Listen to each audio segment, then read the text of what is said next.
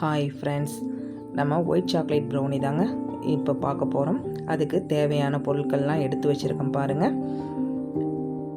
ரொம்ப ஈஸியான ஒரு தொழில்னால் அது பேக்கிங் தாங்க. வெந்நீர் நல்லா கொதிக்க வச்சு அதை எடுத்துட்டு அந்த தண்ணியோட மேலே இருக்க பாத்திரம் டச் ஆகக்கூடாது. அதை மாதிரி ஒரு பாத்திரத்தை வச்சுட்டு அதில் அன்சால்டட் பட்டர் 50 கிராம் எடுத்துக்கோங்க.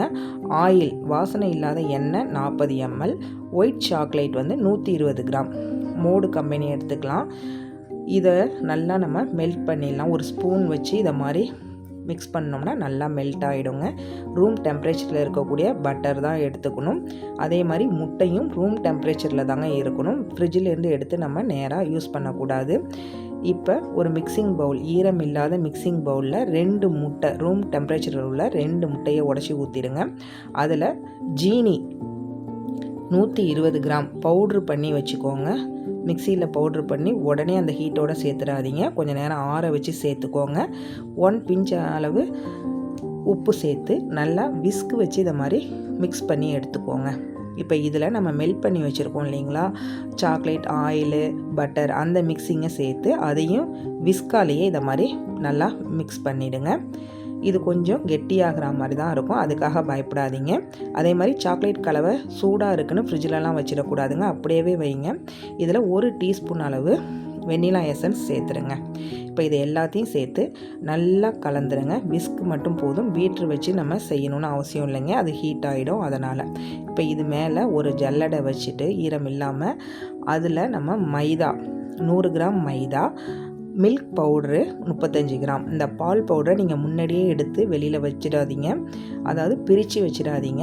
நீங்கள் மிக்ஸ் பண்ணுற சமயத்தில் மட்டும் அந்த பால் பவுடரை மெஷர் பண்ணி எடுத்து அப்படியே மைதாவில் கலந்துருங்க. இப்போ இதை எல்லாத்தையும் இதை மாதிரி மிக்ஸ் பண்ணி எடுத்துக்கோங்க. விஸ்க் வச்சு கட் அண்ட் ஃபோல்டர் மெத்தடில் மிக்ஸ் பண்ணிக்கோங்க. உள்ளேருந்து வெளியில் வரா மாதிரி மிக்ஸ் பண்ணுங்கள்.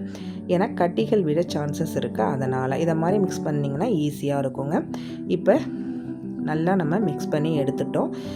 இதில் 1/2 கிலோ அளவு நான் பேக்கிங் ட்ரே எடுத்துருக்கேங்க. அதில் கொஞ்சமாக ஆயில் ஸ்ப்ரெட் பண்ணி மேலே பட்டர் ஷீட் போட்டிருக்கேன். இதில் நம்ம மிக்ஸ் பண்ணி வச்சுருக்க கலவையை சேர்த்துடலாம். இதில் என் பொண்ணு ஃபஸ்ட்டே அவசரமாக டார்க் சாக்லேட்டை போட்டுட்டாங்கங்க.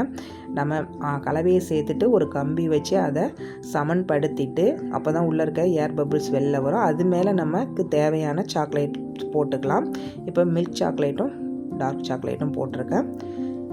இதை 10 நிமிஷம் 160 டிகிரி ப்ரீஹீட் பண்ண அவனில் தான் நம்ம வைக்க போகிறோம். அவன் ப்ரீஹீட் பண்ணி வச்சுருக்கேன். இதில் நம்ம இப்போ 50 நிமிஷத்துக்கு 160 டிகிரியில் பேக் பண்ணி எடுத்துடலாங்க. 50 நிமிஷம் இருக்கணும்.